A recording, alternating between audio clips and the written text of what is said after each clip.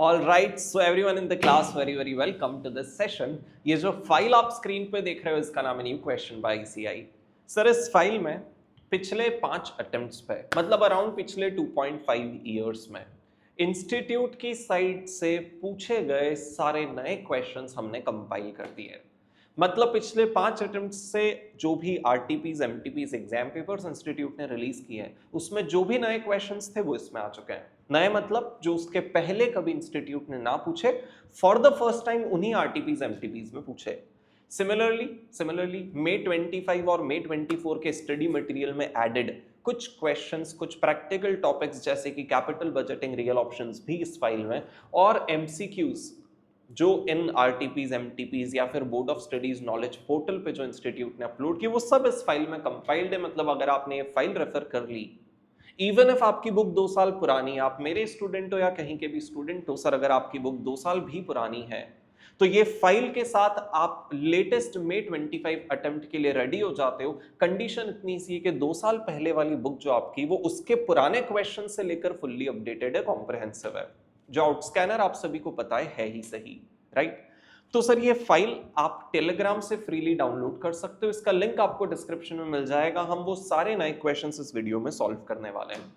तो मुझे लगता है एटलीस्ट मे 25 आरटीपी, मे 25 दोनों एमटीपीज और नवंबर 24 एग्जाम पेपर, इन सारे पेपर्स के practical questions other than MCQs जो प्रैक्टिकल क्वेश्चन है वो सारे इस वीडियो में हम लोग डिस्कस कर लेते हैं, स्पेशली मे 24 जहां एम्बिग्विटीज थी।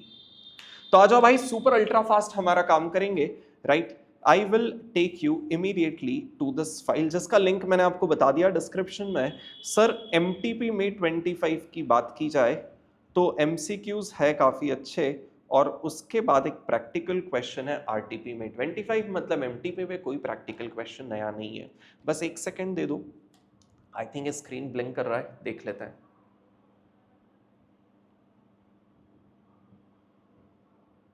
अभी आई थिंक सब सेट है, तो समझिएगा, है ना? कम टाइम स्पेंड करेंगे और पूरा के पूरा क्वेश्चंस मैं आपको समझाने लग जाऊंगा, और accordingly combination of reading and explanation में आपका क्वेश्चन कवर अप हो जाएगा। सुनिए सर, क्या सिचुएशन है ना सर, एबीसी एक कंपनी है जो अपना एक सब्सिडरी केएलएम को सेल करना चाह रही है, ठीक है? और उसको खरीदने के लिए एक नई कंपनी मार्केट में आई, एक्सवाईजेड एक्सपेक्ट कर रहा है कि यार after the acquisition, XYZ expect कर रहा है after acquisition the annual earning of KLM will increase by 10%। मतलब जैसे ही हम अक्वायर करेंगे जो earnings of the company will increase by 10% हो जाएगी। मतलब क्या ये sir synergy due to merger की बात कर रहा है? हाँ सर, गेन और सिनर्जी की बात कर रहा है इन टर्म्स ऑफ अर्निंग्स। सर एक पॉसिबल इंटरप्रिटेशन आपका ये भी हो सकता था कि जब हम आपकी कंपनी को अक्वायर करेंगे तो आपकी कंपनी जो केएलएम हमने अक्वायर कर ली उसकी ग्रोथ, उसकी एनुअल ग्रोथ 10% पर एनम होने लग जाएगी। एक पॉसिबल इंटरप्रिटेशन किसी स्टूडेंट को माइंड में हो सकता है, लेकिन वैसा नहीं है। इंस्टीट्यूट ने हमें बताया कि एक्विजिशन के बाद एनुअल अर्निंग 10% से बढ़ जाएगी। मतलब वो सिनर्जी की वजह से अगर 100 रुपए की अर्निंग है आपकी तो 110 हो जाएगी वन टाइम।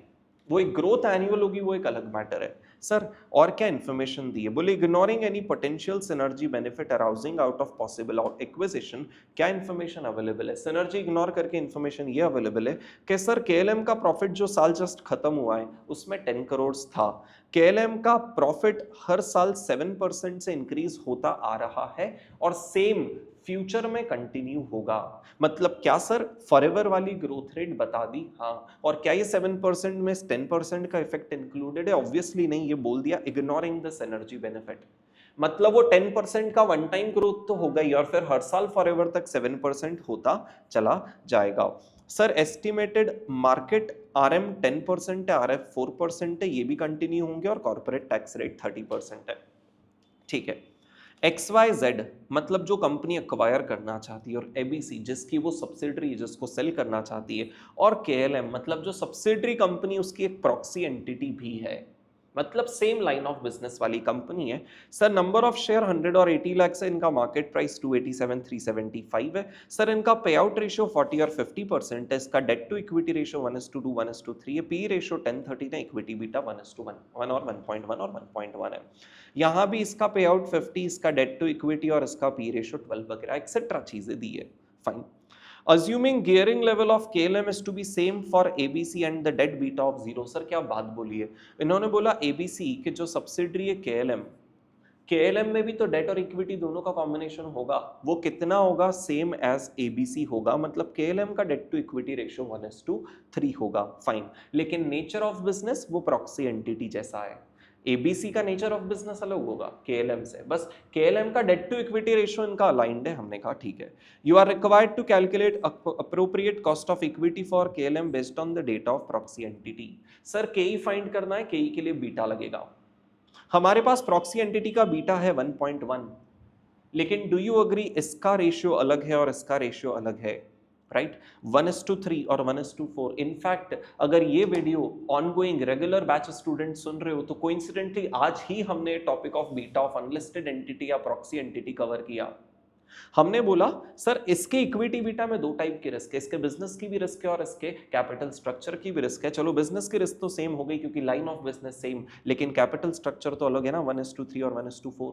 हाँ जी, तो सर अगर मुझे KLM का बीटा चाहिए तो उसके कैपिटल स्ट्रक्चर की मदद से उसका बीटा कैलकुलेट करना होगा। तो एक काम करता है, पहले प्रॉक्सी एंटिटी के इक्विटी बीटा से इसका एसिड बीटा कैलकुलेट करता है, बिजनेस लेवल की रिस्क। सिंस हमारी रिस्क मतलब हम KLM है और ये जो प्रॉक्सी एंटिटी है इसकी रिस्क सेम होगी, तो बिजनेस लेवल के एसिड बीटास हमारे सेम होंगे, एसिड बीटा सेम। और फिर हमारे एसिड बीटा और हमारा कैपिटल स्ट्रक्चर, हमारा मतलब KLM का, इन्होंने बोला ना KLM और ABC का कैपिटल स्ट्रक्चर सेम है, उससे हमारे कैपिटल स्ट्रक्चर की मदद से हमारा बीटा ऑफ इक्विटी फाइंड करेंगे। इतना आसान ये सवाल हो गया। अग्रीड? वेटेड एवरेज वाला थॉट आप सभी को याद है? हाँ जी, तो प्लीज सुनना। मुझे इंस्टीट्यूट का सोल्यूशन थोड़ा सा कॉम्प्लिकेटेड लगा, एकदम इजी टू फील नहीं है, हमने उसको सिंप्लीफाई यहाँ करा। हमने कहा बीटा ऑफ एसेट क्या होता है, बीटा ऑफ इक्विटी और बीटा ऑफ डेट का वेटेड एवरेज, मतलब beta of equity into weight of equity, equity divide by equity plus debt into the effect of 1 - t, और beta of debt into weight of debt, मतलब debt divide by equity plus debt, वहां भी date में 1 - t होगा। Examiner ने बोला date का beta 0, मतलब डेट में कोई रिस्क नहीं, मतलब ये वाली टर्मिनोलॉजी पूरी 0 हो गई, मतलब बचा ये। तो अगर प्रॉक्सी एंटिटी का 1.1 इक्विटी बीटा बचा है जहां उसका रेशियो 1:4 है, मतलब डेट टू इक्विटी, डेट हो गया 1, इक्विटी हो गया 4, तो क्या मैं बोल सकता हूं 4 / 4 + 1 × 0.7 पोस्ट टैक्स। तो sir that is equal to beta of asset. Proxy entity का बीटा ऑफ एसेट कितना आ गया sir, 1 × 0.7 is equal to 0.7 + 4 divide equal to into 4 into 1.1 is 0.936। But यहाँ 2 डिजिट्स तक क्यों लिया सर आपने? तो बीटा 3 बता रखा है क्योंकि एग्जामिनर ने बोला है कि 2 डेसिमल पॉइंट्स और करोड़ में अपना काम करना। All the live and recorded people are able to please connect to whatever is going on। हमने कहा ठीक है भाई, चलो डन। सर इसके बाद हुआ calculation of beta of equity, मतलब KLM का एसिड बीटा इसके बराबर होगा 0.94 के, हाँ उसकी मदद से उसका इक्विटी बीटा फाइंड करें। हाँ सर KLM का एसिड बीटा 0.94 और is equal to beta of into equity into weight of equity, right? अब वेट ऑफ इक्विटी क्या होगा सर, अब जो मेरा रेशियो है वो 1:3 है, debt is to equity, debt 1 equity 3, तो 3 डिवाइडेड बाय 3 + 1 हो गया वेट ऑफ इक्विटी। जहां पे डेट को पोस्ट टैक्स बनाना है तो 3 divided by 3.7, right, is equal to divide equal to into 0.94, तो 1.159333 which is 1.16 is the beta of equity of KLM। Equity beta of KLM है sir, RM 10% है, RF 4 है, क्या हमारा काम हो गया सर? 10 - 4 is 6 into बीटा कितना आ रहा है 1.16, right, plus 4 is equal to 10.96 as the KE which is to answer to this particular question। A part super easy logical. इससे रिलेटेड एक क्लैरिफिकेशन दूं, जिन्होंने आउटस्कैनर लगभग 2 साल पहले खरीदा होगा उनके आउटस्कैनर में शायद ये क्वेश्चन आपको मिल जाए, क्योंकि पहले ये क्वेश्चन आउटस्कैनर में था, क्योंकि ये May 10 का क्वेश्चन है। लेकिन हमने देखा कि for very long institute has not given importance to this topic and this question might create further complication to the students, we removed this particular question. तो लेटेस्ट पिछले साल वाली आउटस्कैनर में आपको नहीं मिलेगा, बट वापस अल्टीमेटली आपका कहीं कोई लॉस नहीं है। वापस as you are referring this file along with the latest out scanner, I said आपको ये फाइल रेफर करना ही है। क्यों? क्योंकि सर अगर आपके पास May 25 का स्कैनर है तो भी आपने स्कैनर तब खरीदा था तब May 25 के RTP, May 25 के MTP और November 24 के सजेस्टेड आउट नहीं थे, तो एटलीस्ट ये 3 चीजों तो लेटेस्ट आउटस्कैनर वालों को भी रेफर करना ही है। तो anyways back to the point, हमने बोला कि चलो सर ठीक है सर, ये वाला पार्ट डन है। B part, the range of values, calculate the range of values for KLM before and after potential synergetic benefit. Sir इससे एक और बात क्लियर हो गई। सर इसका मतलब फर्दर क्लियर हो गया कि वो जो 10% था ना, वो फॉरएवर वाली ग्रोथ नहीं थी, वो सिनर्जी के बेनिफिट्स ही थे। इसीलिए तो प्री और पोस्ट सिनर्जी के बेनिफिट की बात कर ली, एक बार इफेक्ट लेना एक बार मत लेना। चलो ठीक है सर, वैल्यूएशन करे कैसे, और उसमें भी रेंज बोलते हैं, मतलब एक नहीं मल्टीपल वैल्यूज। सर एक तो डिविडेंड डिस्काउंट मॉडल दिख रहा है क्योंकि आरएमआरएफ दिख रहा है, फिर ग्रोथ की भी बात कर दी तो गॉर्डन्स मॉडल एक इंट्यूटिवली अपने को क्लिक होता है। सर दूसरा मॉडल क्या हो सकता है, अर्निंग्स बेस्ड वैल्यूएशन नहीं, क्योंकि फ्यूचर मेंटेनेबल प्रॉफिट कोई इन्फॉर्मेशन नहीं, एसेट बेस्ड नहीं, एसेट लाइबिलिटी का डिटेल नहीं, कैश फ्लो का कोई कैलकुलेशन पॉसिबल नहीं, रिलेटिव वैल्यूएशन जरूर हो सकता है क्योंकि पी रेशियो अवेलेबल है, राइट।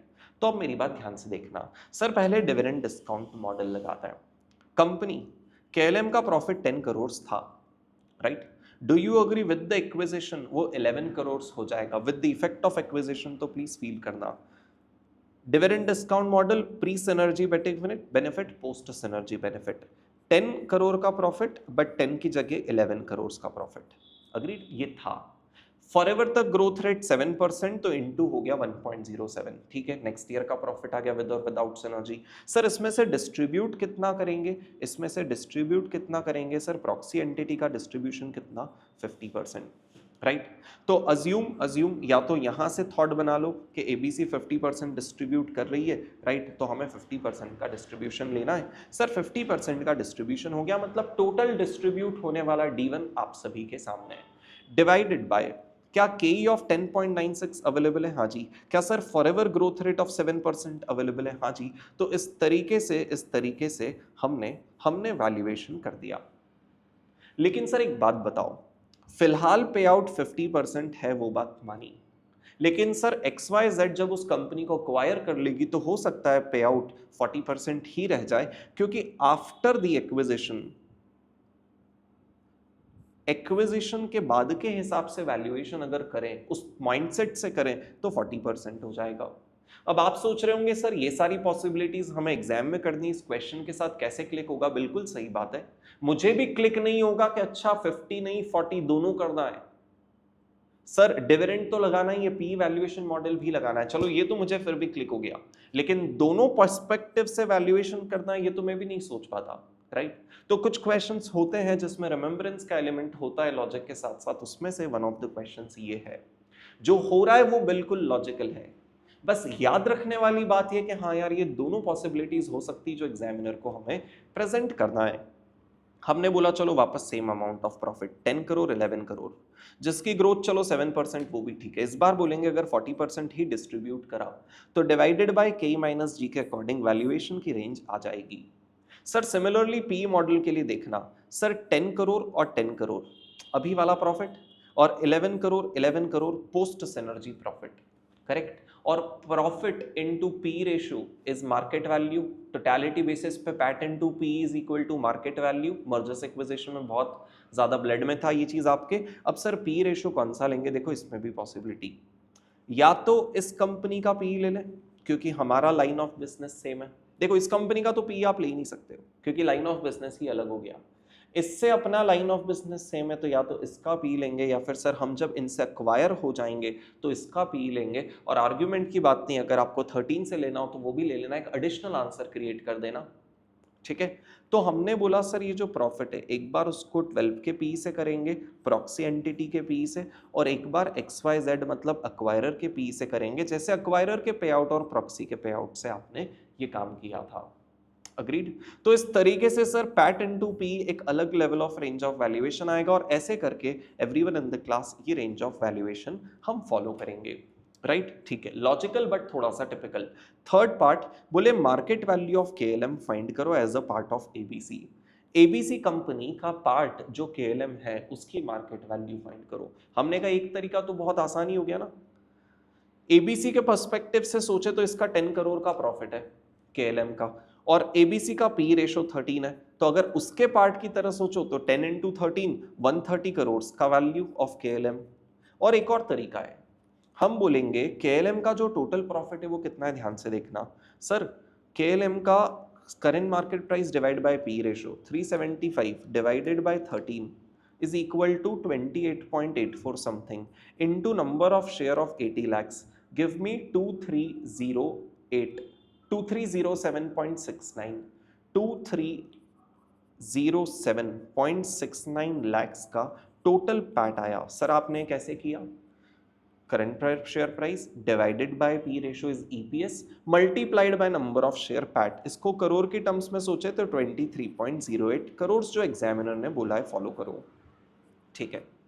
23.08 करोड़ के प्रॉफिट में केएलएम का कितना प्रॉफिट कंट्रीब्यूशन है, क्योंकि होली ओन्ड सब्सिडरी है ना, जो भी उसका प्रॉफिट है मेरा, मतलब सर ये कंसोलिडेटेड नंबर्स हो गए इस सेंस में। हाँ जी, एग्जामिनर ने बोला नहीं, इसी तरीके से इसको प्रोसेस करना पड़ेगा। हमने बोला अच्छा एक बात बताओ 10 करोड़ का प्रॉफिट आउट ऑफ 23.08 केएलएम का है, तो जो ये जो टोटल वैल्यू है एबीसी की, उसका उसी प्रोपोर्शन में वैल्यू केएलएम की होनी चाहिए। जैसे टोटल वैल्यू एबीसी की कितनी है sir, 80 lakh share of 375 divided by 100 कर रहा हूं, तो हमने बोला 300 करोड़ की एबीसी की टोटल वैल्यू है। इस टोटल वैल्यू कहां से आ रही होगी? कंपनी के प्रॉफिट्स और कैश फ्लो से। तो प्रॉफिट का प्रोपोर्शन बताओ ना सर। प्रॉफिट है 10 crore out of 23.08 crore. ABC के इस प्रॉफिट में 10 करोड़ केएलएम की वैल्यू, तो इस टोटल वैल्यू ऑफ एबीसी में केएलएम की वैल्यू कितनी sir? 300 multiplied by 10 divided by 23.08 sir. ये वाला तरीका भी कोई नेचुरली नहीं सोच सकता है। जो इंस्टीट्यूट ने प्रोपोर्शनेट वाला थॉट लगाया, कोई नेचुरली नहीं सोच सकता, it is a matter of fact, ठीक है। ये तो बस इंस्टीट्यूट का सोल्यूशन इस तरीके से है, तो उस डायरेक्शन में ले जाना मेरी आपकी रिस्पॉन्सिबिलिटी है। तो सर प्रोपोर्शनेट भी देखें तो केएलएम की वैल्यू कितनी आ गई? 129.98। मतलब मोर और लेस दोनों ही तरीके से वैल्यू सेम आ रही है। और सिंस उन्होंने बोला है value of KLM as a part of ABC, वहां से फिर भी आपको एक थॉट कनेक्ट हो सकता है कि हाँ इसको इस तरीके से कर सकते हैं। That was question number 5 of this file, जो May 25 RTP का क्वेश्चन है। इसके अलावा May 25 RTP में कोई नया क्वेश्चन नहीं, वो सुपर ग्रेट। तो अब मैं आपको ले चल रहा हूं November 24 एग्जाम पेपर में पूछे गए सारे नए क्वेश्चंस की साइड। बॉस क्या क्वेश्चन पूछे इंस्टीट्यूट ने November 24 में? कुछ इतने लॉजिकल के मजा आ जाए और कुछ इतने एम्बिगुअस के हंसी आ जाए, बट कुछ तो आएगा। देखो क्वेश्चन नंबर 10 जो एक प्रैक्टिकल क्वेश्चन है November 24 एग्जाम में पूछा गया, देखते हैं। इनफैक्ट क्वेश्चन नंबर 9 भी है, बट वो कोई कैच करने वाली बात नहीं है। क्वेश्चन नंबर 9 कर भी नहीं रहे सॉल्व, इतना आसान है। सर अगर सिक्योरिटीज के एक्सपेक्टेड रिटर्न्स है, सिक्योरिटी का एसडी है, उनका मार्केट के साथ कोरिलेशन है और मार्केट का एसडी है, तो क्या सर हम इसमें SD correlation into SD by SD से बीटा फाइंड कर सकते हैं? हाँ। बीटा में आरएमआरएफ लगा के required rate of return find कर सकते हैं। हाँ। रिक्वायर्ड और एक्सपेक्टेड करके डिसीजन ले सकते हैं क्या whether to buy the security, sell the security. Please मेरी बात समझना, ये बहुत ही आसान क्वेश्चन है। मैंने आपको सिखा रखा है इन्वेस्टमेंट डिसीजन पूरे एएफएम में आप सिर्फ दो ही तरीके से ले सकते हो। एक बार सीएमपी और इंट्रिंसिक वैल्यू को कंपेयर लेकर के ले सकते हो, whether to buy that security, sell that security और होल्ड इट। दूसरा सर रिक्वायर्ड, पहले बोल देता हूं, एक्सपेक्टेड रिटर्न और रिक्वायर्ड की मदद से कर सकते हो। ये वाला लॉजिक अपन ने पोर्टफोलियो मैनेजमेंट के सीएपीएम में सीखा है, ये वाला logic equity business valuation chapter में सीखा है। इस लॉजिक की मदद से आप डिसीजन लेंगे कि भाई रिक्वायर्ड बीटा के अकॉर्डिंग इतना है और एक्सपेक्टेड हमें लगता है मिलेगा 19। जैसे फॉर एग्जांपल बीटा कैलकुलेट किया, रिक्वायर्ड आया 17.75। अब आप कॉमन सेंस लगाओ, आपको चाहिए 17.75 एज रिक्वायर्ड, लेकिन मिलेगा 19। क्या शेयर को खरीदना पसंद करोगे? हाँ जी, ये अंडर वैल्यूड शेयर है, we will buy it. Similarly आपको चाहिए 13.5, शेयर देगा 13.5। अरे सर इससे अच्छी क्या बात है, शेयर फेयरली वैल्यूड है। फेयरली वैल्यूड ये शेयर हो गया और इसको हम होल्ड करेंगे। लास्ट वाला सर चाहिए 11, सॉरी चाहिए 12.25 और मिलेगा 11। कोई पॉइंट थोड़ी ना है, मिलेगा कम चाहिए ज्यादा, we will not buy this share, this is overvalued, we sell it. इतना आसान ये क्वेश्चन था। मेन जो 10th क्वेश्चन ऑनवर्ड्स आप डिस्कशन देखिए, मजा आएगा। Sir Mr. X invested 1 lakh rupees at face value of rupees 10 per unit in a dividend reinvestment plan in a mutual fund during its initial public offering of 1st July 22. क्या बात है? इस line को फिर से पढ़िए कि sir 1st जुलाई 22 को हमने 1 लाख रुपीस इन्वेस्ट किए, फेस वैल्यू ऑफ रुपीस 10 पे इन्वेस्ट किए, तो जो फेस वैल्यू थी वही हमारी एनएवी हो गई, मतलब हमें कितने नंबर ऑफ यूनिट्स मिली होगी? सर हमें 10,000 यूनिट्स मिली होगी। ठीक है, फाइन सर। ऑन 31st मार्च 23, मतलब जुलाई से जो भी अपकमिंग मार्च है, जुलाई अगस्त सितंबर अक्टूबर नवंबर दिसंबर जन फेब मार्च, 9 मंथ्स बाद हमने देखा कि म्यूचुअल फंड ने 10% का डिविडेंड डिक्लेयर किया। 10% ऑफ फेस वैल्यू मतलब 1 रुपीज का डिविडेंड डिक्लेयर किया।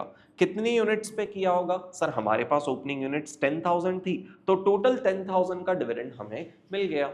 चलो ठीक है, right. Mister X calculated holding period return to be 115%। Sir एक कैच है, आप बोलोगे क्वेश्चन तो सर देखा हुआ है जिसमें तीनों ईयर्स की एनएवीज हम फाइंड करते थे रिटर्न की मदद से।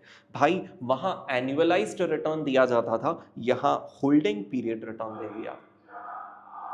फॉर्मूला रिमेन द सेम, थोड़ा सा बैकग्राउंड नॉइज डिस्टर्बेंस होगा, प्लीज बेयर कर लेना, ठीक है। वो रोड पे कुछ ना कुछ अलग अलग अनाउंसमेंट्स निकलते रहते हैं। Anyways back to the point. तो हमने कहा सर रिटर्न की मदद से बैक कैलकुलेट करना है एनएवी, हाँ जी। और रिटर्न में भी कौन सा प्लान है? Dividend reinvestment plan. इस क्वेश्चन को अप्रिशिएट करना चाहिए, क्योंकि जो सिमिलर नेचर का पुराना क्वेश्चन है वहां रीइन्वेस्टमेंट प्लान नहीं था, बोला नहीं था। ये हमने यूनिट्स के चेंज होने से क्रैक किया रीइन्वेस्टमेंट प्लान है, यहां तो हमें समझ में उन्होंने बोल दिया हमें, करेक्ट। चलो ठीक है सर, रीइन्वेस्टमेंट प्लान का रिटर्न का फॉर्मूला क्या होता है? टोटलिटी लेवल पर सोचना है, जैसे P1 minus P0 divide by P0 करते हैं, बिल्कुल वैसे ही NAV1 minus NAV0 divided by NAV0, but totality basis पे, हर एक यूनिट पे नहीं।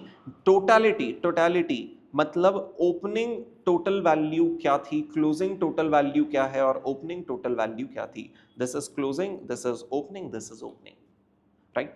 Sir NAV1, let's assume this to be my NAV1। Sir ऐसा अज्यूम करते हैं मेरी NAV1 है, हाँ जी, तो NAV1 multiplied by, sir closing number of units क्या होगी?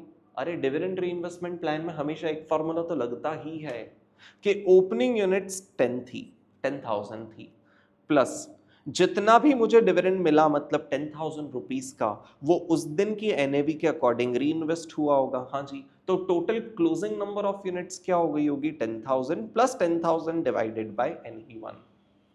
तो क्या सर मैं क्लोजिंग नंबर ऑफ यूनिट्स की जगह 10,000 प्लस 10,000 डिवाइडेड बाय NAV1 रख सकता हूं? बिल्कुल। तो हम बोलेंगे NAV1 multiplied by closing number of units minus minus 1 lakh rupees as opening totality NAV1 divided by 1 lakh, annualise मत करना, into 100 is equal to 115। Maths नहीं कर रहे हैं, NAV आ जाएगा, closing NAV of first year as 20.5। और अब बता सकते हो कैलकुलेट करके कि टोटल 10,000 रुपीज का डिविडेंड डिस्ट्रीब्यूट किया जाना था, लेकिन आपको वो कैश में नहीं मिलेगा, उसके अगेंस्ट NAV मिलेगी। हर एक NAV अगर 20.5 रुपीज की है तो आपको टोटल कितनी नंबर ऑफ यूनिट्स मिलेगी? 20.5 से डिवाइड करने में आता है 847.80। तो ओपनिंग 10,000 यूनिट्स थी, क्लोजिंग हो जाएगी 10,487.80, राइट। मतलब जानने वाली बात यह है, आगे का क्वेश्चन रीड करते हैं। ऑन 31st मार्च 24, मतलब फर्दर एक साल बाद, म्यूचुअल फंड ने 20% डिविडेंड दिया, मतलब 10 रुपीज की फेस वैल्यू का 20% मतलब 2 रुपीज दिया। कितनी नंबर ऑफ यूनिट्स पे? ओपनिंग 10,000 नहीं, 10,487 पर दिया बॉस, क्योंकि फर्स्ट ईयर में नंबर ऑफ यूनिट्स बढ़ गई थी ना, तो सेकेंड ईयर के एंड में वो फर्स्ट ईयर में जो यूनिट्स मिली उसके ऊपर भी तो हमें रिटर्न मिलेगा। जस्ट एक सेकेंड दीजिए, जस्ट एक सेकेंड दीजिए।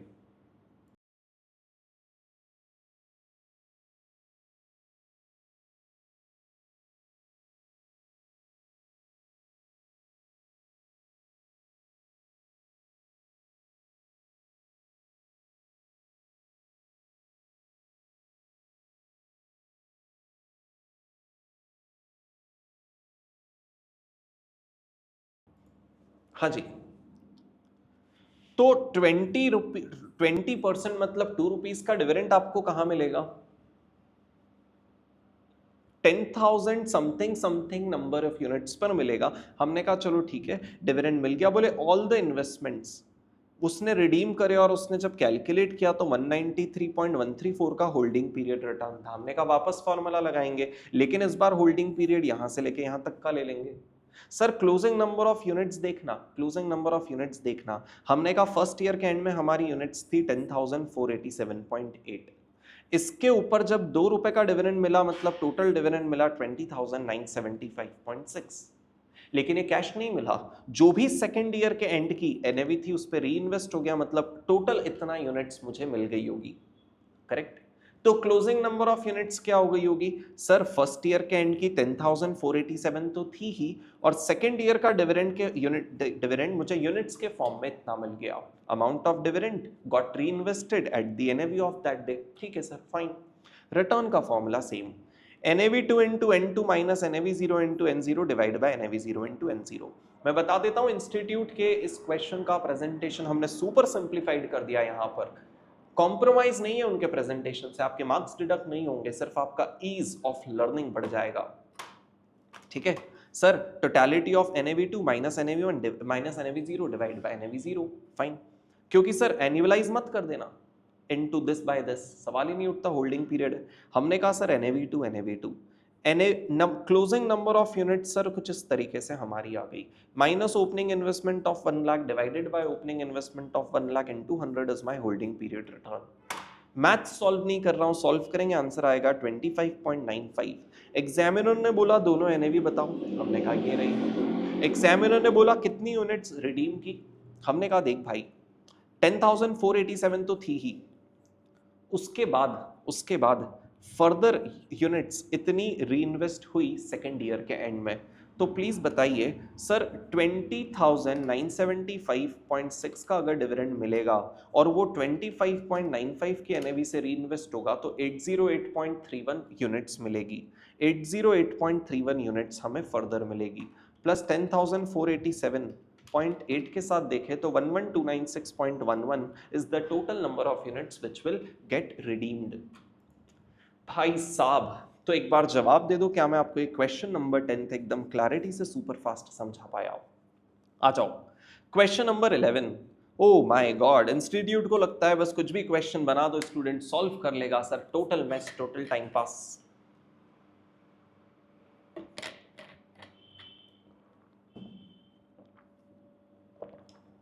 टोटल कचरा क्वेश्चन इंस्टीट्यूट ने बनाने की कोशिश की, क्या बोलते हैं देखते हैं। बोले PQ limited expect sales to be 100 lakhs in year 1।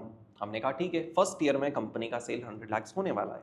The same will increase by 20 lakhs पर year over the next 4 years। चलो ठीक है सर, सेल एक्सपेक्टेड ईयर 1 का दे दिया, अब इसको 20 लाख से अगले 4 साल और इंक्रीज करना है, तो 100, 120, 140, 160, 180 सर सेटल्ड है। At the end of 5th year project would wound up, 5 साल तक सेल आएगी, प्रोजेक्ट खत्म। Depreciation will be charged eight the rate of 20% on SLM।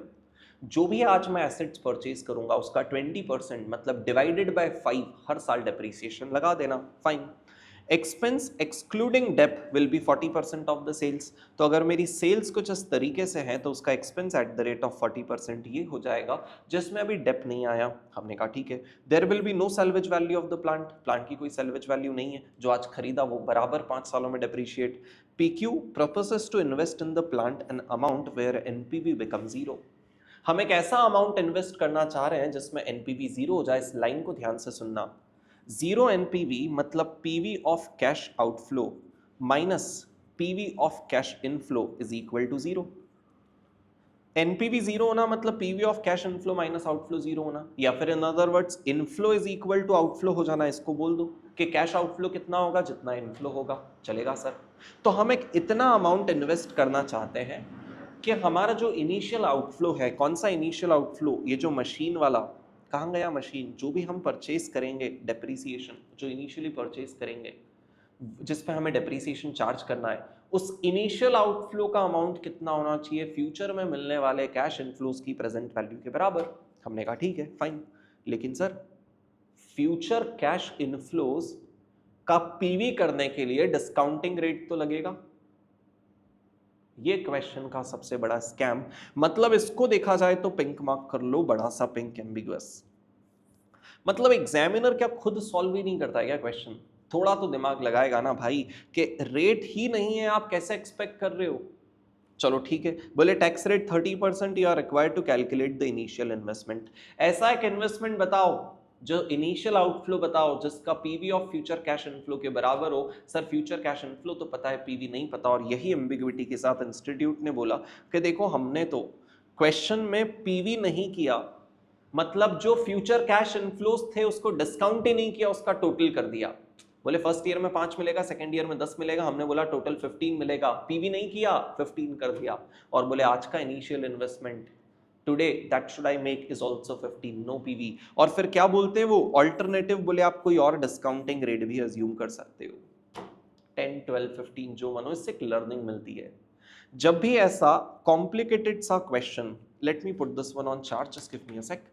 जब भी ऐसा कॉम्प्लिकेटेड क्वेश्चन जहां आपको लगे कि सर कोई पर्टिकुलर डेटा मिसिंग टाइप है, वो क्वेश्चन भी हमें एग्जामिनर को करके ही आना है, राइट? एक सेकेंड दे दो, थोड़ा अंधेरा छा गया जीवन में।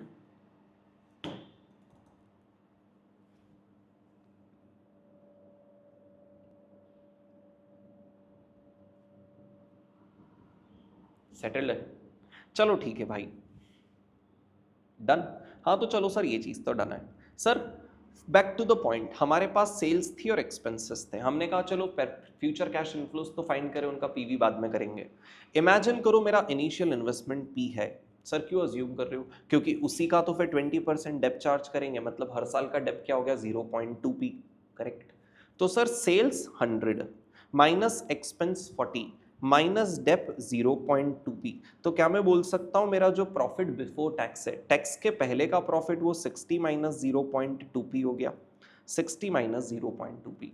Similarly 120 minus 48 minus 0.2 P, 72 minus 0.2 P, तो ऐसे करके पीबीटी आ गए। सर इस पे टैक्स रेट 30% का अप्लाई करना है, मतलब इन अदर वर्ड्स 30% माइनस करना है, मतलब इसको 70% बनाना है, correct? Sir 60 into 0.7 is 42 and 20 into 0.7 is 0.14 p।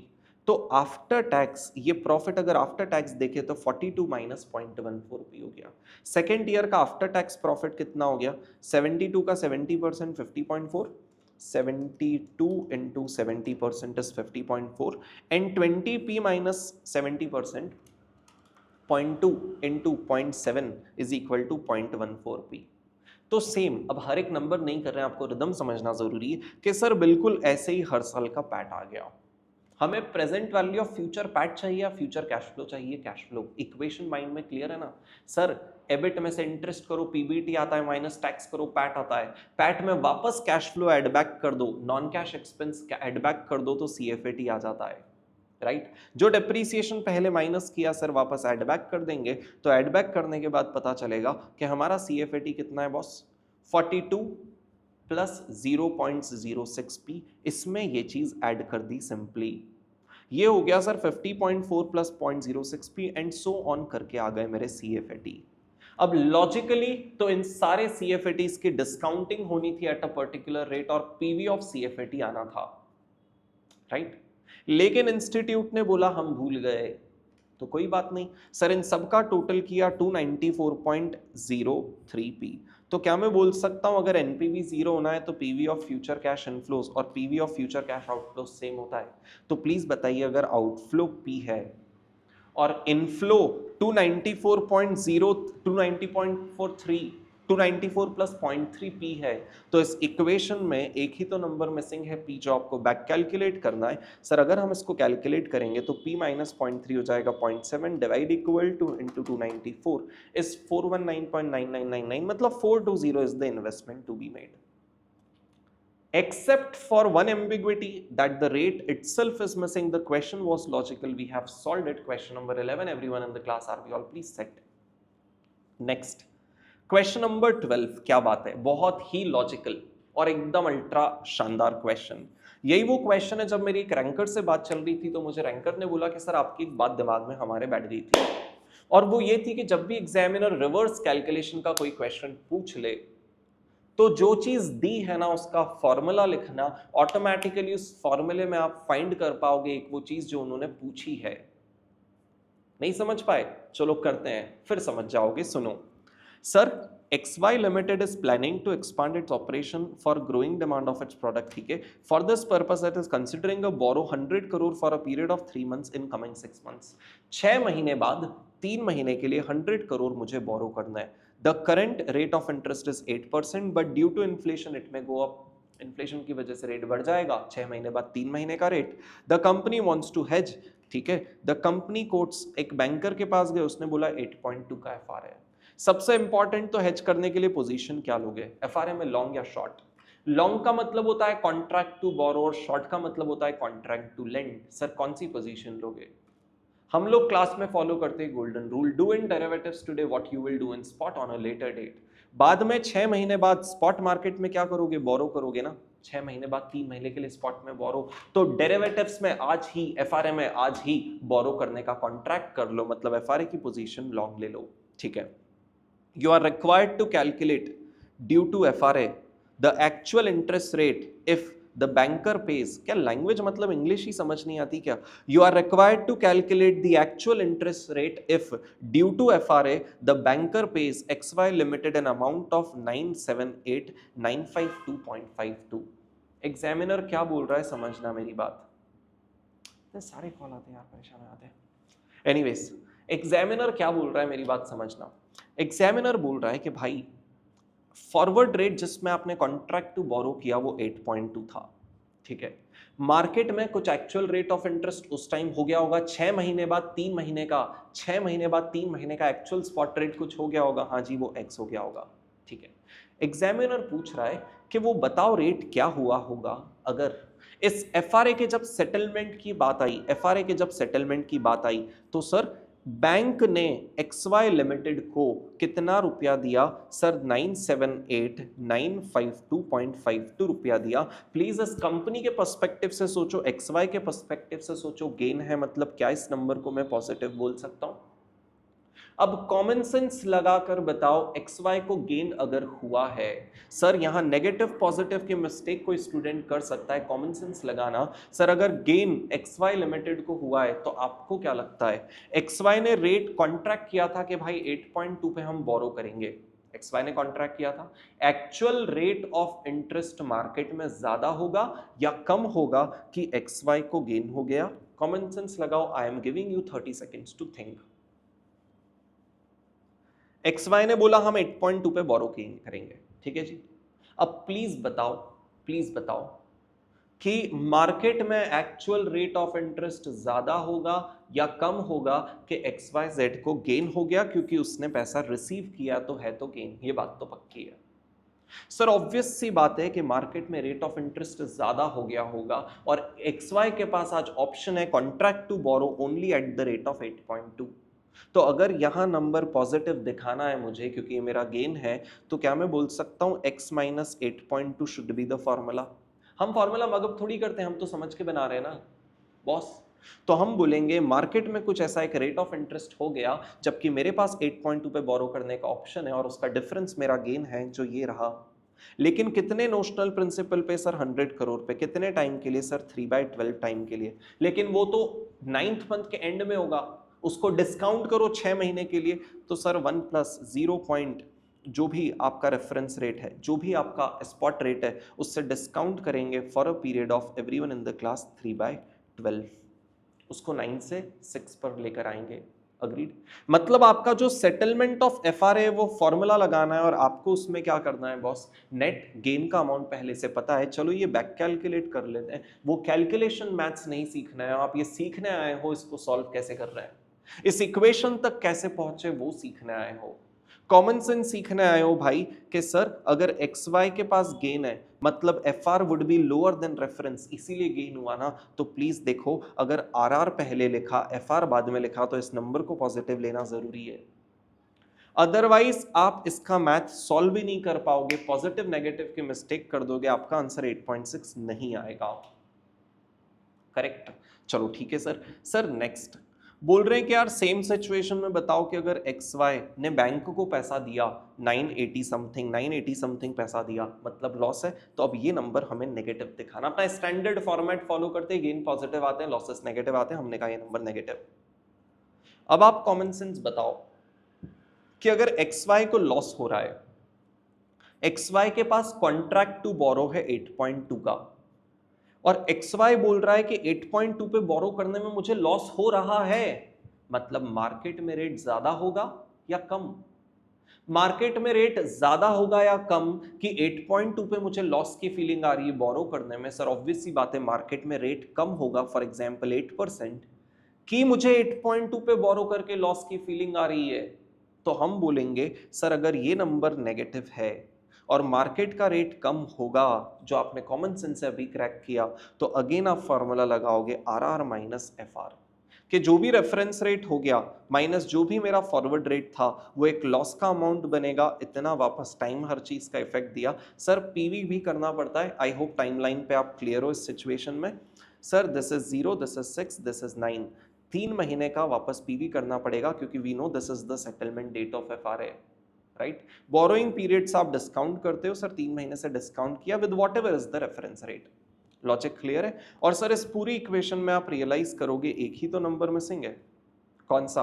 Are R, reference rate. और वो आर आर हम कैलकुलेट कर लेंगे, कैलकुलेट कैसे करना है वो आपका पार्ट है। अग्रीड? सर एक और क्वेश्चन जो काफी लॉजिकल और काफी शानदार था, क्वेश्चन नंबर 12 गेट्स डन। अब नेक्स्ट क्वेश्चन करेंगे question number 13। Again tricky reverse calculation वाला लॉजिकल क्वेश्चन, मजेदार करते हैं, आ जाइए। 13th, ultra fast, everyone in the class. आ जाओ। The economic value added of ABC is 31,10,000। Sir company का EVA दे दिया, और फिर क्या बोल रहे हैं? बोल रहे हैं कि यार following capital structure at the end of financial year. Equity जिसमें उनका शेयर कैपिटल रिजर्व आ गया 170। सर डेट जहां पे कूपन रेट 10% 80 लाख है, मतलब total capital employed 250। Beta of ABC limited, company का बीटा दिया sir 0.9, risk free rate 8%, average market risk premium 10%। एक और कोइंसिडेंस, आज ही मैंने आपको प्रॉक्सी बीटा सिखाया, रेगुलर बैच पीपल, करेक्ट? और आज ही मैंने आपको बोला if the examiner is silent always assume, if the examiner is silent always assume the given beta to be equity beta and not asset beta. अब क्या हुआ, एग्जामिनर का पास्ट में ऐसा एक क्वेश्चन है जो किसी आरटीपी में था और आउटस्कैनर में भी है। अब उस क्वेश्चन में क्या हुआ, एग्जामिनर ने एसिड बीटा दे रखा था, तो पहले एसिड बीटा की मदद से इक्विटी बीटा कैलकुलेट करना था, और उस इक्विटी बीटा से केई कैलकुलेट करना था, और उसकी मदद से वैक कैलकुलेट करना था। अग्रीड? वो क्वेश्चन दिमाग में था स्टूडेंट के, वो उसको भी एसिड बीटा मान के कुछ उल्टा सीधा काम कर दिया। भाई जब तक वो एसिड बीटा ना बोले ना, तब तक वो एसिड बीटा ही है। ये बात तो आपको समझ में आती है ना? सर जब तक वो ना बोले वो इक्विटी बीटा ही है, मैंने शायद एक लाइन गलत बोल दी, जब तक एग्जामिनर ना बोले इट इज इक्विटी बीटा। तो चलो सर इक्विटी बीटा, और अगर आरएफ है और मार्केट रिस्क प्रीमियम है तो के ही आ जाएगा, ठीक है। इकोनॉमिक वैल्यू एडेड का डेटा फिर से दे दिया, चलो ठीक है। बोल रहे you are required to calculate PAT. Tax rate अगर 30% है तो पैट कैलकुलेट करो। हमने कहा भाई जो चीज दी है उसका फॉर्मूला तो लिखो।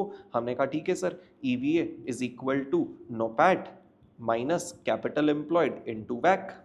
इसमें से क्या क्या आपको दिख रहा है? सर कैपिटल एम्प्लॉयड 250 दिख रहा है, सर वैक केई और केडी की मदद से कहीं ना कहीं वैक आ जाएगा, चलो ठीक है। सर ईवीए दिया तो क्या नो पैट फाइंड कर सकते हो? हाँ, और नो पैट से पैट फाइंड कर सकते हो, बिल्कुल आसान, करके देखें। चलो सुपर अल्ट्रा फास्ट, सबसे पहले तो आप के फाइंड करो। Sir 10 into 0.9 plus 8 is equal to 17 का के। और सर केडी को अगर पोस्ट टैक्स देखा जाए तो 7%, 10 इंटू 70% इज 7। सर 17 का के और केडी 7।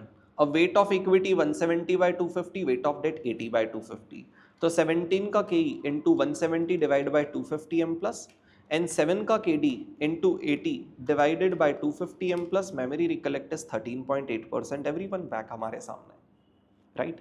हमने बोला EVA economic value added which is 31,10,000 is equal to EBIT into 1 minus T minus 250 lakhs into 13.8%। इस पूरी इक्वेशन में एक ही तो नंबर मिसिंग है, EBIT जब कैलकुलेट किया तो कुछ इस तरीके से वो दिखता है।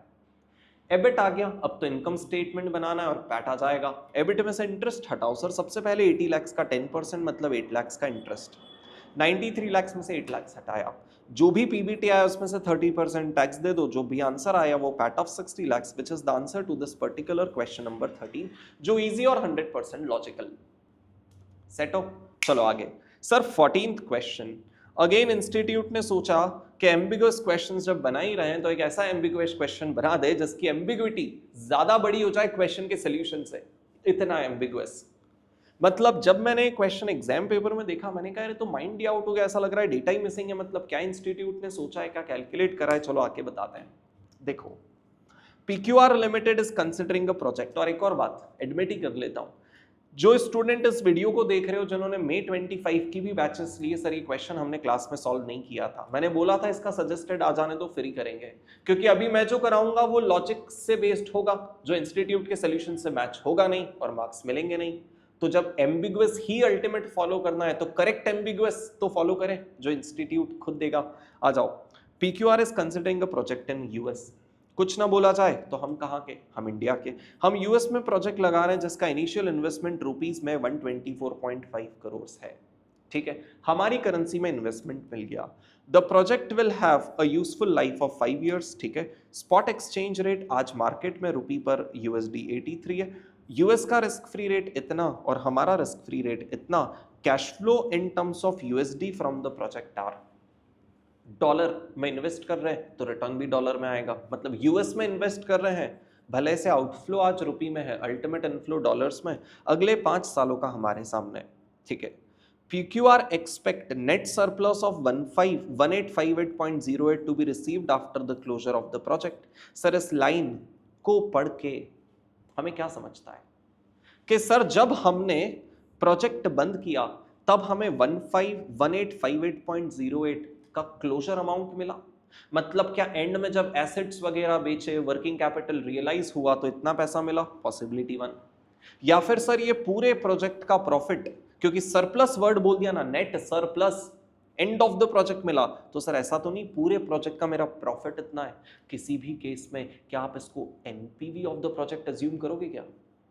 भाई आफ्टर द क्लोजर पे ये जब पैसा मिला उसको एनपीवी कौन मानता है भाई? ये उसकी सबसे पहली एम्बिग्विटी कि एग्जामिनर ने इसको एनपीवी मान लिया। मतलब अब क्वेश्चन क्या बन गया, आपके पास इनिशियल आउटफ्लो है जो रुपीस टर्म्स में है, आपके पास इसके इनफ्लोज है जो फिलहाल डॉलर टर्म्स में है, बट हाँ इस पे अगर कोई फॉरवर्ड रेट मल्टीप्लाई हो जाए, हर एक साल का अपना एक अलग फॉरवर्ड रेट होता है, जो आज तक जितने भी क्वेश्चन की उस पर बेस्ड है, हर एक साल का अपना एक अलग फॉरवर्ड रेट। इनफैक्ट अगर दोनों कंट्रीज के रिस्क फ्री रेट पता हो और वहां का स्पॉट रेट भी पता हो तो क्या फॉरवर्ड रेट आ सकते हैं हर एक ईयर का अलग अलग। Interest rate parity theorem, yes. तो चलो आउटफ्लो पता है, इनफ्लो पता है जो डॉलर में है, बट हाँ फॉरवर्ड कर देंगे अगर रुपी पर डॉलर फॉरवर्ड मल्टीप्लाई कर देंगे तो सर हमें इनफ्लो आ जाएगा रुपीस में। ठीक है, फाइन। और एक एम्बिग्विटी जो एग्जामिनर ने बता दी कि उस इनफ्लोस का सर जब हम पीवी कर देंगे अगले 5 साल का इनफ्लोस का पीवी और उसमें से आउटफ्लो माइनस कर देंगे रुपी वाला, तो एनपीवी आ जाएगा सर जो रुपी टर्म्स में कितना है 1858.08 लाख्स। मतलब ये आई डोंट थिंक एग्जामिनर ने यहाँ मिस्टेक की होगी, ये मेरी मिस्टेक होगी सुपर मोस्टली, क्योंकि जब तक एग्जामिनर यहाँ करेंसी नहीं देगा हम काम ही नहीं कर सकते, क्योंकि अभी आउटफ्लो अलग अलग करेंसी में है और इनफ्लो अलग करेंसी में है। इनफ्लो डॉलर, आउटफ्लो रुपी, तो सरप्लस का करेंसी होगा ही, वो मेरी मिस्टेक होगी, आई एम अज्यूमिंग दैट। ठीक है, बाकी आप चेक कर लेना। सर सैल्वेज वैल्यू कुछ भी नहीं है। PQR wants to take a forward cover to protect itself from foreign exchange fluctuation। हमने कहा ठीक है, you are required to recommend रुपी पर डॉलर फॉरवर्ड कवर रेट। सबसे पहली बात तो स्कैम की लिस्ट में पहला स्कैम, क्या आपको इन फ्यूचर, पहला स्कैम तो चलो सर इसको इन्होंने एनपीवी मान लिया जो उसकी लैंग्वेज से 1% रिफ्लेक्ट नहीं हो रहा, हमने कहा accepted. Second level of scam, sir ये जो फ्यूचर कैश फ्लोज है समझो एक किसी रेट से मैंने इसको कन्वर्ट किया, ये है forward rate of first year. दूसरा स्कैम ये है इंस्टीट्यूट ने हर साल का फॉरवर्ड रेट सेम अज्यूम कर लिया, जबकि हमें क्लियरली ये चीज विजिबल है कि भाई रिस्क फ्री रेट अगर दोनों कंट्रीज के अलग अलग है तो उसके फॉरवर्ड रेट्स तो कैलकुलेट करने के लिए IRPT लगा ही सकते थे।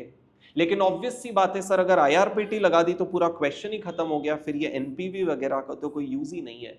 तो ये तो क्लियर हो गया, आईआरपीटी नहीं लगाना है। लेकिन सेकंड प्रॉब्लम ये देखने को मिली, कि सर इंस्टीट्यूट ने हर साल का सेम फॉरवर्ड रेट अज्यूम किया, ये सेकंड एम्बिग्विटी। तो जो भी कैश फ्लोज है डॉलर के, उसमें एक particular fix forward rate multiply किया, तो अगले 5 सालों के रुपीस टर्म्स में इनफ्लो हमारे सामने है। थर्ड एम्बिग्विटी, इसको डिस्काउंट करने के लिए डिस्काउंटिंग रेट भी तो होना चाहिए। मतलब भगवान ने उस इंसान को कैसे बनाया होगा जिसने इस क्वेश्चन को बना दिया। मतलब भाई क्वेश्चन बनाते टाइम अगला कुछ तो सोच रहा होगा ना, कि मैं क्या बोल रहा हूं, मैं क्या लिख रहा हूं, मैं क्या सोच रहा हूं, कि बस टाइपराइटर चला दिया जैसे जो दिमाग में आया।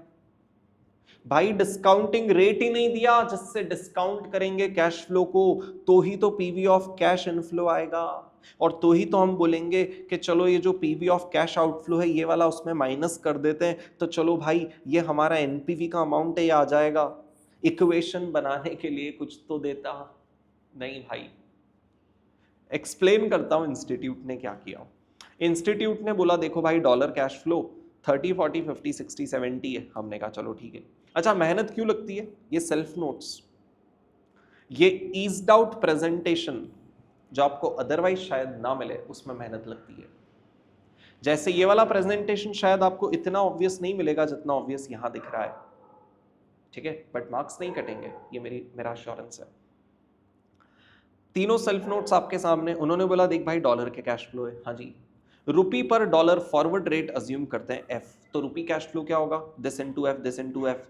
तो अगर 30 कैश फ्लो है डॉलर इन लैक्स, तो 30 लैक्स एफ रुपी कैश फ्लो हो गया। हमने कहा सर ये रुपी कैश फ्लोज हमारे सामने है, तो रुपी आउटफ्लो और रुपी इनफ्लो, क्या आपको होम करेंसी अप्रोच समझ में आ रहा है? इंटरनेशनल कैपिटल बजटिंग का होम करेंसी अप्रोच, जहां रुपी आउटफ्लो रुपी इनफ्लो हो तो पीवी एनपीवी कैलकुलेट करते हैं, वो भी रुपी में आती है, और डिस्काउंटिंग रेट भी रुपी वाला लेते हैं। इंस्टीट्यूट ने बोला हमने 12% का एक रैंडम रेट अज्यूम किया, आप चाहो तो कुछ और कर सकते हो। यार मजाक है क्या? चाहो तो कुछ और कर सकते हो, मतलब लिटरली दिमाग कुछ भी बोलेगा इंसान, ठीक है। तो सर 12% का रैंडम रेट अज्यूम करके इन्होंने डिस्काउंट कर दिया कि देख भाई आउटफ्लो इतना, डिस्काउंटेड वैल्यू सेम क्योंकि 0 पॉइंट का है। अगले 5 सालों के इनफ्लोज सेम फॉरवर्ड रेट के अनफॉर्चुनेटली रुपी टर्म्स में इतने हैं, और डिस्काउंट करेंगे 12% के बाद तो इतने हो जाएंगे, तो एनपीवी आ जाएगा इतना। और वो एनपीवी मुझे पता है कि ऑलरेडी 1858.08 है, तो इस पूरी की पूरी इक्वेशन में एक ही नंबर मिसिंग होगा, दैट अज्यूम्ड फॉरवर्ड रेट। जो आप बैक कैलकुलेट करोगे तो 83.13 आएगा। ऐसे क्वेश्चंस के लिए मेरी रिस्पॉन्सिबिलिटी ये नहीं होती कि मैं आपको इसका लॉजिकल वे बताऊं, बट ये रिस्पॉन्सिबिलिटी होती कि एम्बिग्विटीज क्या है, इंस्टीट्यूट ने कहां फ्लॉ है वहां सोल्यूशन में, और उन फ्लॉस को कैसे ट्रीट किया गया। आपको एम्बिगुअस क्वेश्चन भी समझ पाना भी तो एक टास्क है। क्वेश्चन नंबर 14, 100% एम्बिगुअस क्वेश्चन आपके सामने, एकदम 10 on 10 की clarity, everyone could I convey to you. Question number 15, again unfortunate question, right. मैं तो ये सोच रहा हूं भाई, रेस्पेक्ट तो किसके लिए? किसी ने 100 out of 100, ये नवंबर 24 वाला ही किस्सा था ना, कोई वैलिडेट करो ना, नवंबर 24 में ही हुआ ना, जहां सही सोल्यूशन हो ही नहीं सकता। आप मेरी बात तो समझो एक सेकेंड, जहां सही सोल्यूशन हो ही नहीं सकता वहां 100 out of 100 मार्क्स आएंगे कैसे? मतलब अगले ने भी सोच के वो गलत सोल्यूशन किया, या फिर वो ब्रिलियंट था। जो सीखने वाली बात है कि आपको जो समझ में आ रहा है वो करो, जो रेट आप इमेजिन कर पा रहे हो वो करो, कुछ ना हो तो अज्यूम कर लो कि हाँ भाई ये रेट होगा, तो एटलीस्ट आपको मार्क्स तो मिलेंगे, right. So anyways question number 15, again a flaw. यहां तो चलो कोई अजम्पशन भी नहीं है, तो क्वेश्चन में ही गलती, मैं आपको सिखाता हूं क्या गलती है। Sir Mohan buys 10,000 share of X Limited at ₹25, whose beta is 1.5, sell 5,000 share of A Limited at ₹40, having a beta of 2। Sir क्या बातें बोली है, इस एक लाइन में क्या क्या इंफॉर्मेशन दे दी। सर X Limited के 10,000 शेयर है जिसमें पोजीशन मेरी लॉन्ग है, मार्केट प्राइस 25, बीटा 1.5, ठीक है। सेल मतलब पोजीशन शॉर्ट 5000 शेयर ए लिमिटेड 40 रुपीज के बीटा 2, ठीक है। He obtains a complete hedge by buying 25 Nifty futures, मतलब जो मेरे पास पोर्टफोलियो है दो चीजों का, एक बार पोर्टफोलियो की डिटेल समझ लो, security X position long, security A position short. क्या आपको ये चीज का कॉमन सेंस क्लियर है? जिसकी पोजीशन लॉन्ग उसकी मार्केट वैल्यू पॉजिटिव और जिसकी पोजीशन शॉर्ट उसकी मार्केट वैल्यू नेगेटिव होती है। हाँ जी, क्या market value? 10,000 into 25 2,50,000, 5,000 into 40 2 lakh. तो मेरा पोर्टफोलियो की वैल्यू टोटल कितनी हो जाती है? 250 minus 2 is equal to 50,000 is the total portfolio value that I own as of now, having a beta of this and this. ठीक है। इस 50,000 के पोर्टफोलियो जिसका बीटा कुछ वेटेड एवरेज हो रहा होगा, उसको हेज करने जब हम गए तो हमने 25 निफ्टी फ्यूचर्स खरीद लिए, लॉन्ग किए, मतलब पॉजिटिव, ठीक है। He closes out the position at a closing price next day when the share of X Limited fall by 4, Nifty future drops by 2.5 और एक सेकेंड, X का चेंज दिया, निफ्टी फ्यूचर्स का चेंज दिया, बट A का change नहीं दिया, ठीक है, और उसको टोटल 16,625 का लॉस हुआ। You are required to determine the value of Nifty futures के भाई हर एक निफ्टी फ्यूचर्स कितने का होगा कि उसको 25 निफ्टी फ्यूचर्स खरीदने पड़े टू हेज आवर पोर्टफोलियो। हमने कहा हेजिंग वाला फॉर्मूला लगाओ। पहले तो बीटा ऑफ पोर्टफोलियो कैलकुलेट करेंगे बहुत ध्यान से, शानदार। सर 1.5 का beta into market value of 250, 2 का beta into market value of negative 2 lakh divided by 250 minus 2, weighted average आता है negative 0.5 times as the beta of my portfolio. हमने कहा इसको हेज करने के लिए अपना फॉर्मूला लगाते हैं, value of the portfolio into beta target minus beta of the portfolio into futures price into multiplier. सुनना मेरी बात, कुछ लोग हो सकता है जो ये वीडियो क्लास स्टूडेंट्स नहीं वो देख रहे हैं, मैं बता देता हूं सर, हो सकता है आप इसको beta of the portfolio minus beta target लेते हो। हम क्लास में beta target minus beta of the portfolio लेते हैं। लॉजिक हमारा क्लास में बहुत सिंपल रहता है। लॉजिक ये रहता है कि इस फॉर्मूला का आंसर अगर नेगेटिव आ जाए तो हमें पोजीशन शॉर्ट लेना होती है, हमें ऑटोमेटिकली क्लियर हो जाता है। और इस क्वेश्चन का आंसर अगर पॉजिटिव आ जाए इस इक्वेशन का, तो हमारी पोजीशन निफ्टी फ्यूचर्स में लॉन्ग होती है। इस बार हमें पता है कि निफ्टी फ्यूचर्स की पोजीशन लॉन्ग है, मतलब हमें 25 को एज अ पॉजिटिव नंबर रखना पड़ेगा। सेकेंड 50,000 की value of the portfolio into beta target 0 minus beta of the portfolio क्या हो गया? माइनस 0.5, मतलब ओवरऑल ये माइनस माइनस मल्टीप्लाई होके हो जाएंगे plus, divided by price of the futures क्या होगी कि 25 कॉन्ट्रैक्ट लेना पड़े। इस इक्वेशन में एक ही नंबर मिसिंग है sir, 50,000 into 0.5 positive divided by 25 gives me 1,000 as the price of the future, जो फर्स्ट पार्ट का आंसर है sir, super logical. Second initial cash outlay. Initial cash outlay से मीनिंग क्या आप समझते हो मुझे ये बता दो बस बॉस।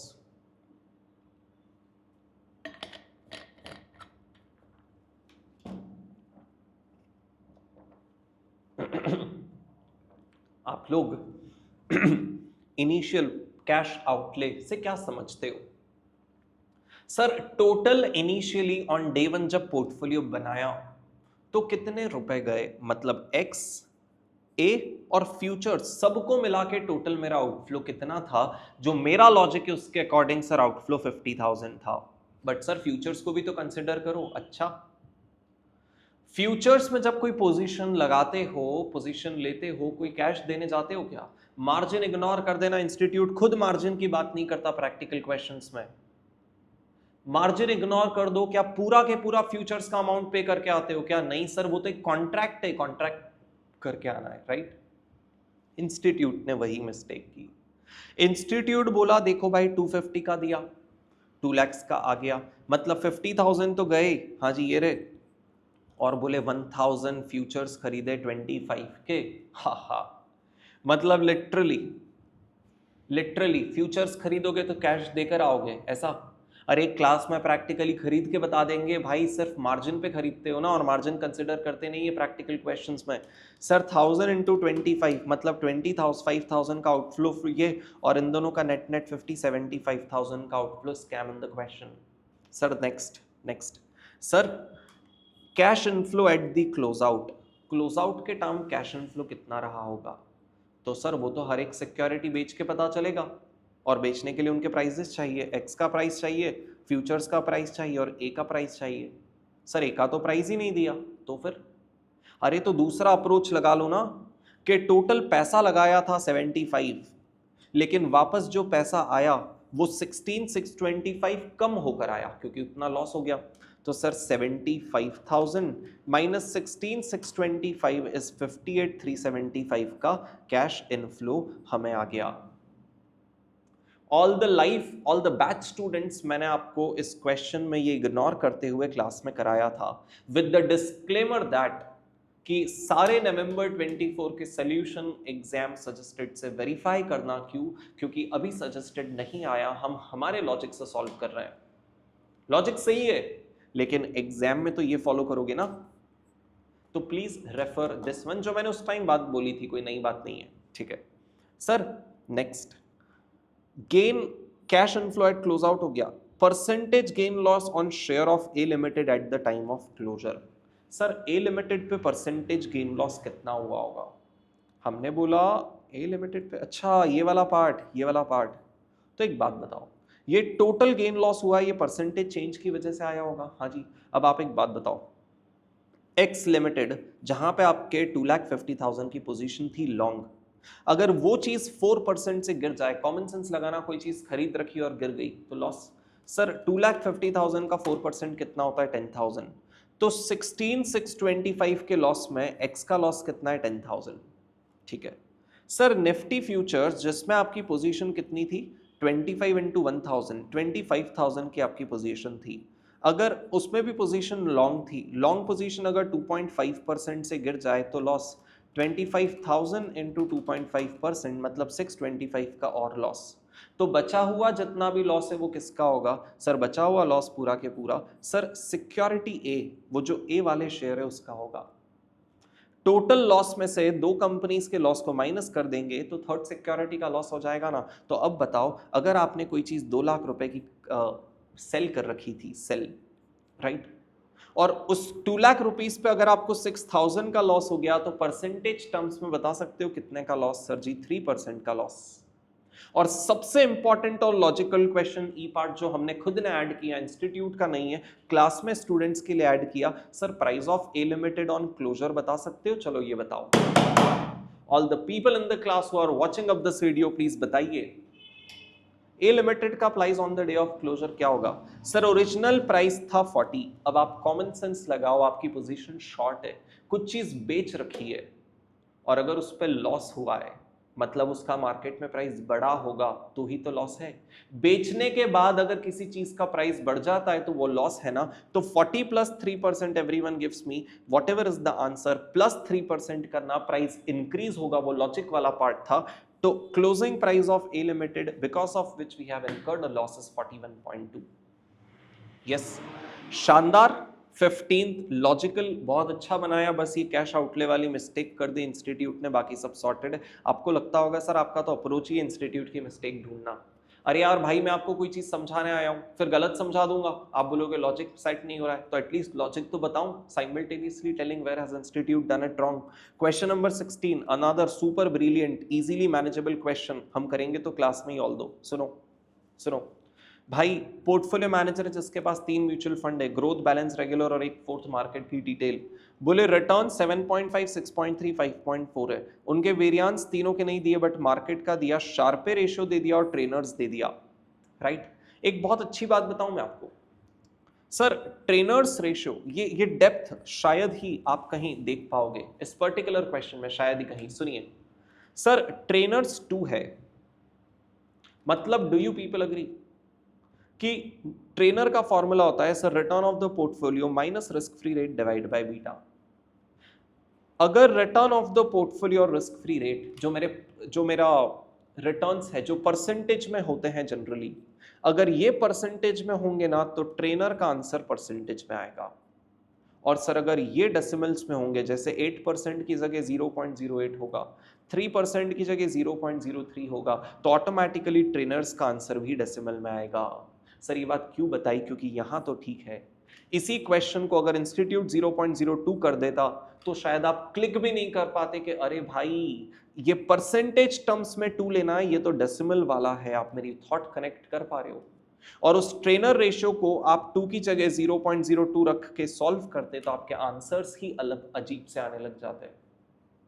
यस, ये प्रॉब्लम शार्पे में नहीं है, क्योंकि शार्पे होता है return of the portfolio minus risk free rate divided by standard deviation. अगर ये दोनों परसेंटेज में तो ये भी परसेंटेज में, अल्टीमेटली सब कुछ कैंसिल हो जाएगा, परसेंटेज टू परसेंटेज। अगर ये दोनों डेसिमल में तो ये भी डेसिमल में, अल्टीमेटली डेसिमल से डेसिमल कैंसर आंसर दोनों ही केस में सेम आता है, 0.15 ही आएगा। वो टाइम्स वाली सिचुएशन है, बेसिकली वो टाइम्स वाला फीलिंग है। Excess return is 0.15 times of the risk I have taken. If the risk is percentage, return is percent. Risk is decimal, return is excess return is decimal. एक छोटे से video में मैं हर कुछ तो आपको सब कुछ तो आपको नहीं सिखा सकता, बट कोशिश कर रहा हूं ये छोटी छोटी क्लैरिटी ऑफ कॉन्सेप्ट्स डिलीवर करने की, राइट? चलो ठीक है भाई, चलो डन सर, ट्रेनर्स भी समझ में आ गया। करना क्या है, 182.9% का रिस्क फ्री रेट है, हमें variance of the fund find करना है भाई, रिवर्स कैलकुलेशन का क्वेश्चन है।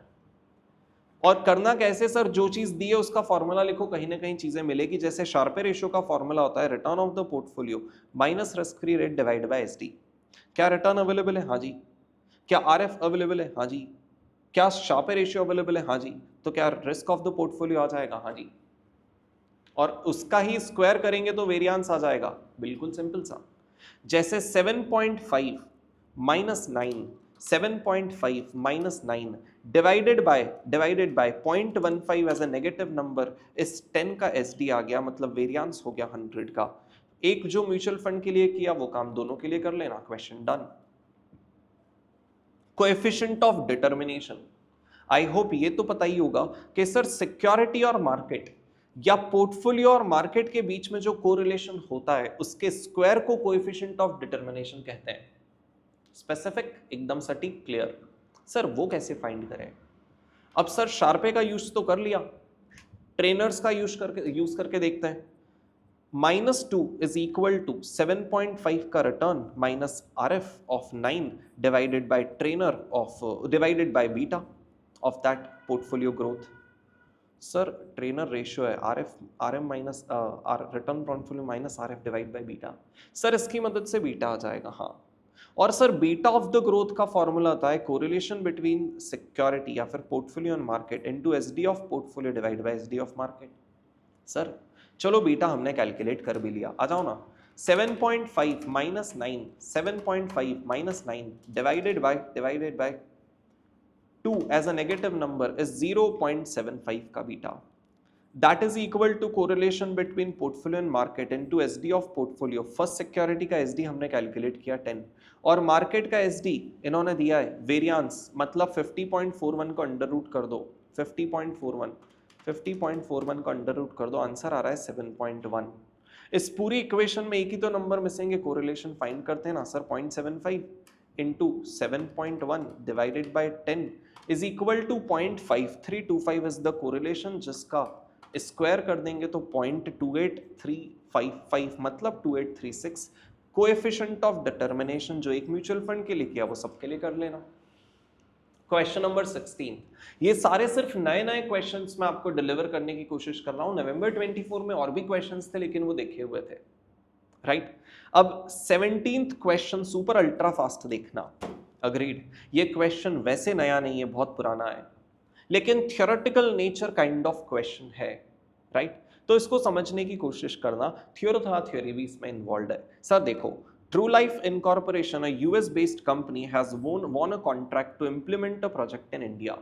सर इस कंपनी को इंडिया में एक प्रोजेक्ट इंप्लीमेंट करना है, ठीक है सर। कंपनी यूएस की है, तो प्लीज समझना, एक कॉमन सेंस लगाना। होम करेंसी हो गया डॉलर, राइट? और प्राइस करेंसी हो फॉरेन करेंसी हो गया रुपी, क्योंकि उसको तो रुपी में प्रोजेक्ट लगाना है। The project will require initial investment of ₹8,000 million. Initially आज 8,000 मिलियन पैसा लगेगा। The whole project will be sold to Indian government for 9600 in 1 years time. आज रुपया लगाओ 8,000, एक साल बाद रुपया पाओ 9,600। लेकिन प्रॉब्लम क्या है सर? प्रॉब्लम ये, हम यूएस में बैठे हैं। प्लीज समझना, हम यूएस में बैठे हैं, हम इंडिया में बिजनेस कर रहे हैं। हमारी एक यूनिट मान लो इंडिया की यूनिट है।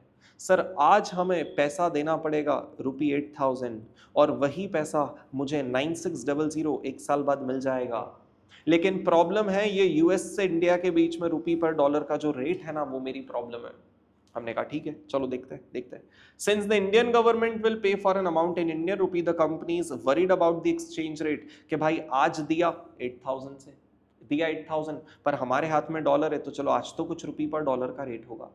एक साल बाद ऐसा ना हो रुपी पर डॉलर का रेट अनफेवरेबल हो जाए, मतलब जब रिसीव करने जाए तो डॉलर टर्म्स में जितना पैसा दिया उससे भी कम मिले, आउटफ्लो ज्यादा हो जाए, इनफ्लो कम हो जाए, ऐसा ना हो जाए। हमने कहा ठीक है, देखते हैं। Sir, construct a swap that will help true life to reduce the exchange rate risk. एक ऐसा स्वैप कंस्ट्रक्ट करो। हमने कहा जब दो अलग अलग करेंसीज में होता है तो करेंसी स्वैप है। सर, स्वैप कंस्ट्रक्शन कितना आसान है। आज ये यूएस वाली कंपनी डॉलर का लोन लेगी और किसी दूसरी पार्टी को डॉलर दे देगी और उससे रुपया ले लेगी। क्या यूएस वाली कंपनी के पास रुपया आ गया और इसी रुपए को वो इंडिया में इन्वेस्ट कर सकती है।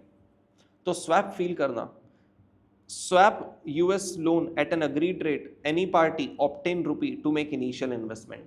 जो आपने लोन लिया होगा, सर हमें कैसे पता लोन लेंगे, वो नेक्स्ट पार्ट में पता चलेगा, बट फिर भी इंट्यूटिवली फील कर लो कि सर हमने कुछ अमाउंट ऑफ डॉलर का लोन लिया, क्योंकि पैसा नहीं था ना।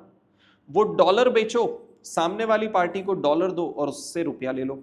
सर ये तो बेसिकली स्वैप का, ये तो बाइंग सेलिंग हो गया ना। हाँ जी, बेसिकली डॉलर सेल किया और रुपया रिसीव किया और उसी रुपए को फिर इन्वेस्ट कर दिया। स्वैप अब आएगा। जो ट्रांजैक्शन आज किया है बिल्कुल उसके ऑपोजिट नेचर का ट्रांजैक्शन एक साल बाद कर दो। सामने वाली पार्टी से बोलो कि दैट आफ्टर अ ईयर हम इंडियन रुपीस वापस देंगे और डॉलर ले लेंगे, जो भी रेट अपने बीच में डिसाइड होता है, राइट। तो समझो आज मैंने आपको जो भी डॉलर दिया और उसके अगेंस्ट रुपया लिया ना, एक साल बाद वही डॉलर्स आप मेरे को दे देना, मैं आपको रुपया दे दूंगा। अब आप सोचोगे इस यूएस कंपनी के पास रुपया कहां से आएगा। अरे भाई, इंडिया में जब वो गवर्नमेंट को सेल करेगी तो 9600 रुपया आएगा ना। तो जितना भी रुपया आएगा वो रुपया यहां रखा हुआ है।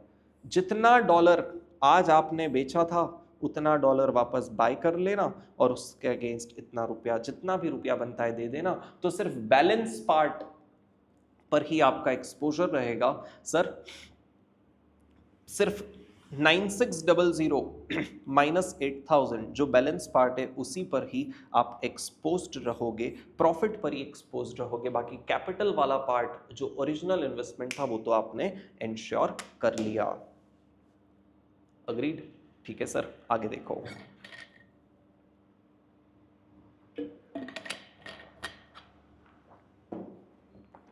इसके बाद sir assume that Indian government ने ही ऑफर स्वैप किया, सॉरी स्वैप ऑफर कर दिया, और किस रेट पे? क्या स्पॉट रेट पे। मतलब कितनी अच्छी बात है, आज ये यूएस वाली कंपनी जिसने डॉलर का लोन लिया उसके पास डॉलर्स आए, यही डॉलर वो यूएस वाली कंपनी गवर्नमेंट को सेल करेगी, गवर्नमेंट ऑफ इंडिया को। ये डॉलर दिया और उसके अगेंस्ट गवर्नमेंट उसको रुपया देगी 80 रुपीज पे, क्योंकि आज मार्केट में रेट ये है, और वही रुपया फिर यूएस वाली कंपनी इन्वेस्ट कर देगी। ये तो आज की कहानी हो गई। एक साल बाद गवर्नमेंट ने बोला हम 80 के रेट पे ही स्वैप ऑफर कर रहे हैं, मतलब वापस गवर्नमेंट बोल रही है कि आप हमसे डॉलर खरीद लेना और आप हमें रुपया दे देना, और उसके लिए भी रेट कितना ऑफर कर रहे हैं हम? 80 का ही। मतलब यूएस वाली कंपनी की तो लाइफ सॉर्टेड हो गई, कोई रिस्क ही नहीं। आज डॉलर बेचा भी 80 पे और वापस डॉलर खरीदेंगे भी 80 पे। अग्रीड? ठीक है सर, फाइन। और बोल रहे हैं मार्केट में ऐसा एक्सपेक्टेड है कि रेट 84 हो जाएगा शायद, है ना। ठीक है, यू में अज्यूम कि आप लोन ले सकते हो एट द रेट ऑफ 6%। बोले should be accept the swap. Of common sense feel करना। आज अगर रेट 80 का है तो प्लीज बताओ मुझे 8,000 मिलियन रुपए अगर चाहिए तो कितने डॉलर्स पे करने पड़ेंगे? 8,000 डिवाइड बाई 80, मतलब 100 मिलियन डॉलर्स आज पे किए। ठीक है भाई, जब 9600 डॉलर आएंगे और रेट 84 का होगा मार्केट में एक साल बाद एक्सपेक्टेड, तो वापस कितना रुपया मिलेगा? Sir 9600 divided by 84, 9600 divided by 84 gives me 114.29 on a rounded off basis. इतना रुपया मिलेगा। लेकिन सिंस हमने लोन लिया है, आज हमने कितना बोरो किया? 100 मिलियन जो आज हमने बोरो किया यूएस से, क्योंकि मैं तो यूएस की कंपनी हूं ना, वहां से बोरो किया, लाइन पढ़ना, टेक अ यूएसडी लोन। तो यूएसडी लोन कितना लोगे? जितना यूएसडी का इनिशियल आउटफ्लो था ना। तो $100 का जो लोन लिया है मिलियन का, उसका 6% एक साल के लिए इंटरेस्ट देते हैं, मतलब 6 मिलियन पे किया। तो एक साल के बाद में जो $114.29 आया, $114.29 आया, उसमें 6 मिलियन पे किया, तो इफेक्टिवली $108.2 मिलियन ही आया। मतलब 100 का आउटफ्लो और 108.29 का इनफ्लो। तो हमने कहा चलो सर हमारा तो यहाँ पे इतना प्रॉफिट। लेकिन अगर यही हम गवर्नमेंट से स्वैप करते तो आज जो आउटफ्लो होता वो तो 100 का ही होता, क्योंकि भाई रेट तो मार्केट में 80 है ना। चलो ठीक है, गवर्नमेंट को बोलते कि देखो भाई वही 8,000 रुपया जो हमने आपसे खरीदा था, वही 8,000 रुपया बेच रहे हैं और रेट आप ही बोल रहे हो 80 का है। तो अब बताओ कितना डॉलर कंपनी के पास से कंपनी को मिलेगा। 9600 का जो टोटल अमाउंट रिसीव हुआ एक साल बाद, उसमें से 8,000 रुपया उन्होंने गवर्नमेंट को 80 के रेट पे सेल किया, मतलब $100 वापस मिल गया। मतलब डू यू अग्री, जो ऊपर का 1600 है, सिर्फ उतना ही रुपया है जो मार्केट रेट ऑफ 84 पे सेल करना है, बचा हुआ तो स्वैप में एक्सचेंज हो गया। मतलब 1600 डिवाइडेड बाय 84 का rate is 19.05 on a rounded off basis. Cash इतना अलग से हमें डॉलर्स रिसीव होगा जो स्वैप के अंडर कवर्ड नहीं है। और सर 100 का लोन लिया तो सेम स्टोरी, उस पर 6 मिलियन का इंटरेस्ट तो पे करना ही है, क्योंकि डॉलर लोन है, उसका एक्सचेंज रेट से कोई रिलेशन ही नहीं है, राइट। आउटफ्लो इतना, लेकिन इनफ्लो इस बार 113.5, तो नेट रिसीट यहाँ 13.5 है और यहाँ नेट रिसीट 8.29 है। मतलब गवर्नमेंट का ऑप्शन, गवर्नमेंट का ऑफर हमें एक्सेप्ट कर लेना चाहिए। ये क्वेश्चन नंबर 17 का एक्सप्लेनेशन था। Agreed, fine. यहां पर आकर बॉस नवंबर 24 एग्जाम तक के से लेकर मई 25 एमटीपी इंक्लूडिंग द आरटीपी तक के क्वेश्चंस हमारे सारे कंप्लीट होते हैं। इससे पुराने क्वेश्चंस करने का I don't think there is a point, right, क्योंकि इसके पहले के क्वेश्चन इजी भी है, कुछ बहुत ज्यादा नए है भी नहीं, आपकी साइड से मैनेजेबल है और कहीं ना कहीं आपके आउट स्कैनर में वो बहुत अच्छे से कवर्ड है, right. So that's all everyone in the class. Thank you so much. अगर आपको MCQs से रिलेटेड भी वीडियो चाहिए तो प्लीज कमेंट करके बताइए, हम एक ऐसा वीडियो बनाएंगे जिसमें सारे के सारे MCQs हमने डिस्कस किए हो, right. So if you have literally people like the video, please do like it. पसंद आया हो तो लाइक कर दो और शेयर कर दो भाई सबके साथ, ठीक है। See you all in the next video, bye.